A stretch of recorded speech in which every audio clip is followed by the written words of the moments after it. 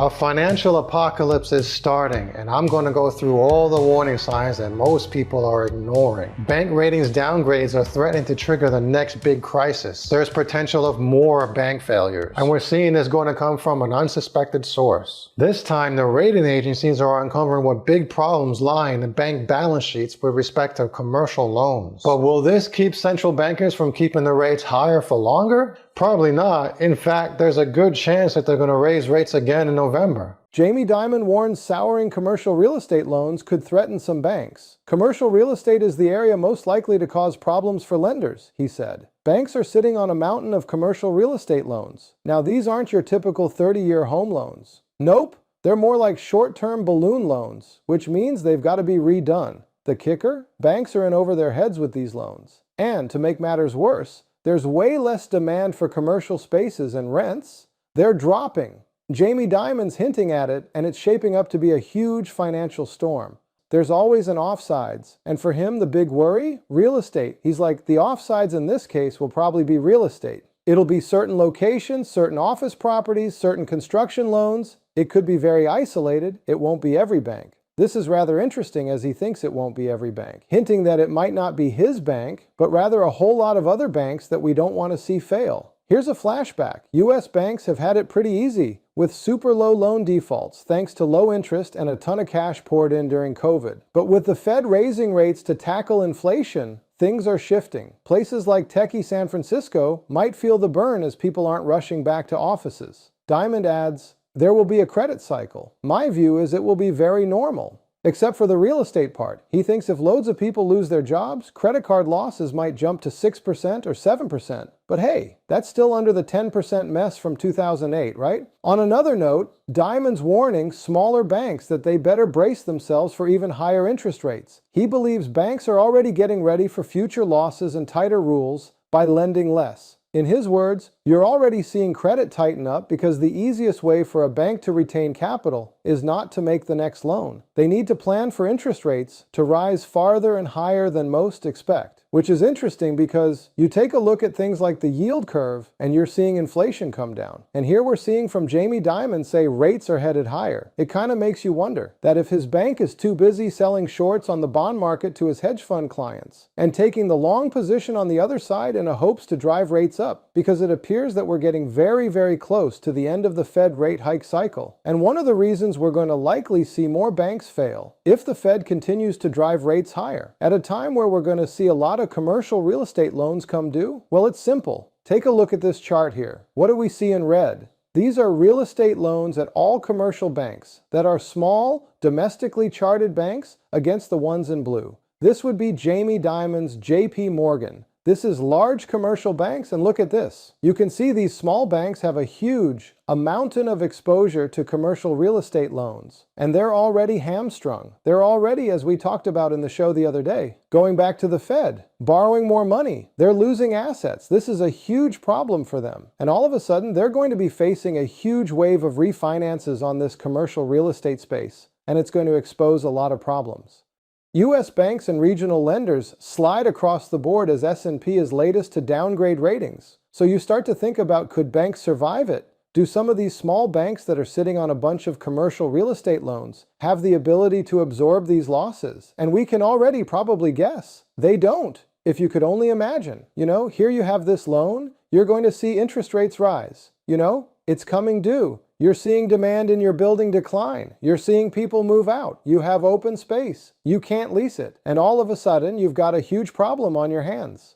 Elon Musk makes damning accusation against banks. The billionaire Tesla CEO accuses banks of being incompetent in managing the risk of their own investments, which amount to hundreds of billions of dollars. Elon Musk is one of the critics of banks and in this case of their practices. The billionaire has just accused them of applying double standards in the way they treat consumers compared to the way they act when it comes to themselves. And here we have the yield curve, my favorite topic on here. It's the difference between the 10-year and 2-year Treasury yields. See the blue line dipping under the black one? That means it's inverted. And yeah, that's bad news, like financial stress bad. When it shoots up from that low, big recession or even a financial crisis alert. But hold on, let's switch to the delinquency rate.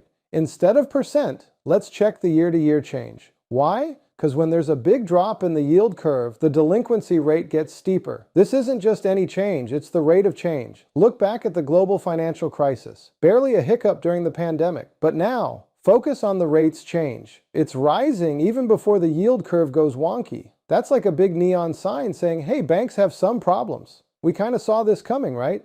But here's the kicker. That rate of change is climbing from a super low point. Sometimes all it takes is a tiny spark and kaboom, financial wildfire. Especially when commercial real estate crashes, small banks are going to have a rough time. And here's the evidence that the problems are maybe even worse than we thought. Remote work will wipe out 44% of office values in New York City, updated report finds. We have this work from home or hybrid work schedule, and now all of a sudden it's very popular. A lot of companies are doing it, and to be fair, I actually don't see why they wouldn't. But that in itself might have helped lead us to the commercial real estate crisis. You talk about, on top of that, you have banks tightening lender standards. You have the Fed raising rates. What we have here is an issue. We have a lot of supply. The Real Deal reports that updated results from researchers at New York University and Columbia University now finds that as a whole, offices in the city will lose 44% of its pre-pandemic value by 2029. This is a steep increase from the estimated 28% previously published last year. And this is just in New York City, not to mention, the rest of the country. They think a 44% decline in New York City office values by 2029 and a nationwide value destruction in the $506 billion range in just a 3-year period from 2019 to 2022. So they're saying, these buildings, they're going to lose value. You look at who's holding the mortgages on these, and that is, of course, a lot of small banks, almost to the tune of about $1 trillion. So you put this in the perspective that the people that own these buildings, the companies that are buying them and leasing them out, what they do is put firewalls around them. They put them in separately held LLCs or corporate entities so that if they default on one, it doesn't ruin their whole portfolio. Of course, you might be surprised to know that the banks are totally okay with this. They still lend to it, even if they know things are bad. It's real easy for these companies to mail the keys for these office buildings back and let these banks hemorrhage and fail. Now, the key takeaway is that remote work is shaping up to massively disrupt the value of commercial real estate in the short and medium term. So supposedly when people go out to work, they drive the car, they go to breakfast, they get coffee, they go out to lunch, they buy clothes, they spend money, and all these are things that drive the economy. Now let me add that this is a bunch of BS. I've been working remote since 2009. I remember what I used to go through in the office. I was at work at this company from 2005 to 2009. And a few companies before that too. But just the productivity alone makes remote work preferable. I remember I used to look forward to being sick so I can get more work done. I can get more done in 3 hours at home than in an 8-hour shift in the office. The amount of in-office interruptions was insane. And then I have to add in the commute on top of that. Making matters worse, half my team was made up of remote consultants like UK or even China. So I'm like, geez, I can do everything remote. Like, why do I need to be here? In the years following, I went on to become a strong advocate for remote work. I'd noticed that the teams or companies that I worked for that were remote were ferociously efficient. I started to think that any company, or at least a software company at least, if they wanted to compute in the future,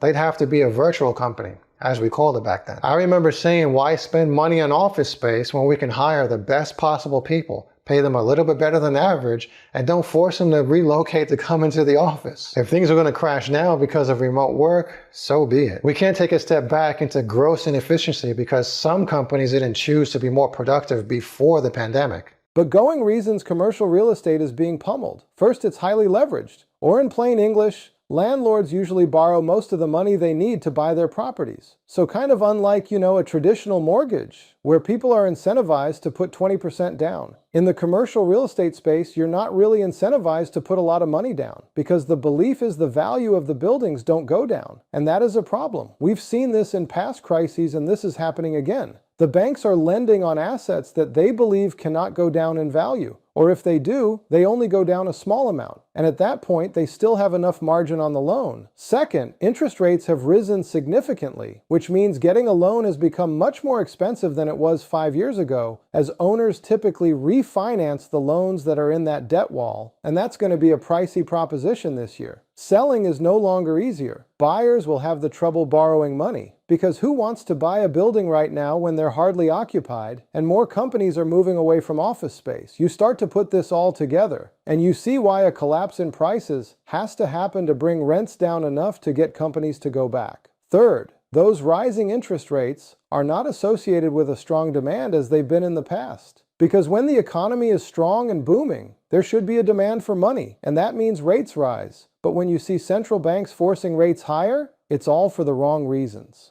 But speaking of central bankers, are they about to stop raising rates? Well, the IMF says you better not. IMF warns of prolonged high interest rates, urges financial tightening to tackle inflation. In a recent statement following its comprehensive assessment of U.S. policies, the IMF emphasized the need for the United States to maintain higher interest rates for an extended period to curb inflation. And yet, as I've talked about on this show, they don't need to maintain higher rates. They need to be cutting rates, because if they don't start cutting rates soon, something is going to break. And you're going to see the Fed's fund rate is going to be back at zero faster than you can say, "Told you so." And I know many of you out there disagree with that, but let's just wait and see. And despite the U.S. economy demonstrating resilience in the face of tighter monetary and fiscal policy, the IMF noted that inflation has proved more persistent than initially anticipated, because in the fantasy world of that is central bankers, they expected inflation to come straight down. But when you look at inflation, the CPI, it's a lagging indicator. It takes time for inflation to feed through the system. And now all we're seeing is impatient central bankers, leading to more rate hikes, which is only putting more stress on the banks at a time that they don't need more stress, because all of these commercial real estate loans are going to start coming due this year. The international organization warned, because of these factors, monetary policy may need to get even tighter than today's already restrictive levels. This creates a material risk that the Federal Reserve will have to raise the policy rate by significantly more than is expected to return inflation to 2%. Well, if you want to have inflation return to 2% in a really fast way, well, one good way to do that is to have a banking crisis, and then wowzers, inflation will get to 2% and then plummet below zero, right on into deflation. You almost wonder if these central bankers have any clue what they're doing, or maybe they do. Maybe they want to get Biden out of office. Maybe all the world is a stage and we're just being played with. After what I've seen in recent years, anything is possible.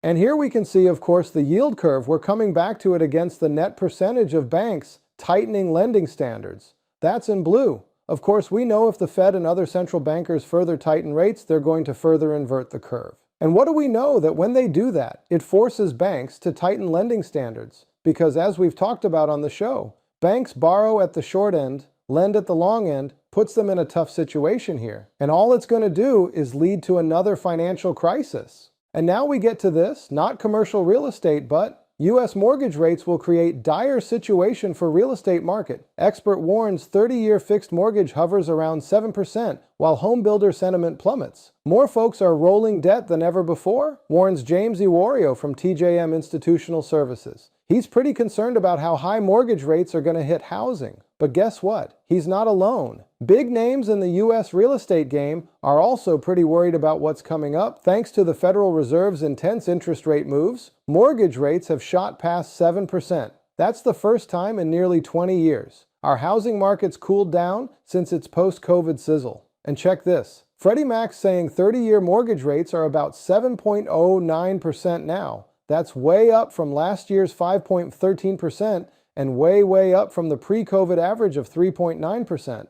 But it's not just about those rates. The whole country's feeling a housing squeeze. Home sales dropped by 2.2% in July. All this shows the U.S. real estate scene's heading into some dark times. Iwario's like, Powell's pretty confident, but he hasn't faced a real challenge in the stock market yet. He added, I feel we're in a correction mode and this fits right in. Zooming out, Iwario's looking at the whole U.S. economy. He mentions, car loan defaults are up, credit card debt's over $1 trillion. What's got him more worried? He says more folks are rolling debt than before. We've got some economy red flags. And yeah, I'm still thinking recession's on the horizon. I think the housing market is at a standstill. There aren't enough homes being built. There was this concern about an Airbnb bust that I previously made a video about, with lots of inventory suddenly hitting the market. But everyone is saying they would love if more inventory would hit the market. And not only that, even where there were more inventory to hit the market, or if more builders would build, no one is buying because of interest rates. The market would have to be flooded with new inventory to get some housing prices down. But that doesn't seem to be on the horizon. Ray Dalio says that there are three major forces happening right now. Things that haven't happened in our lifetimes, but have happened many times before throughout history. Three major forces shape our financial landscape today. There's a surge in debt creation, accompanied by printing more money. This mainly stems from government deficits, pushing them to produce more currency. This is debt creation, both in its economic and financial aspects. Next, we see internal conflict, largely driven by significant wealth disparities we haven't seen since the 1930s. This disparity stirs up populism, both on the left and the right, especially during financial strains. The last force revolves around rising global powers challenging the existing ones. China, and to a degree Russia, come into play here. History shows us that this is a great power conflict cycle. A war leads to winners who then set the rules, but as other nations rise, a new conflict emerges over control. It's happening with us right now. You better believe it. And with that, I'm Code Monkey Mike. Be sure to give this vid a like. I'm sure if you made it this far, you must like the video, so don't be bashful. And subscribe if you haven't already. And I have some other videos here that you might find interesting. Stay safe out there.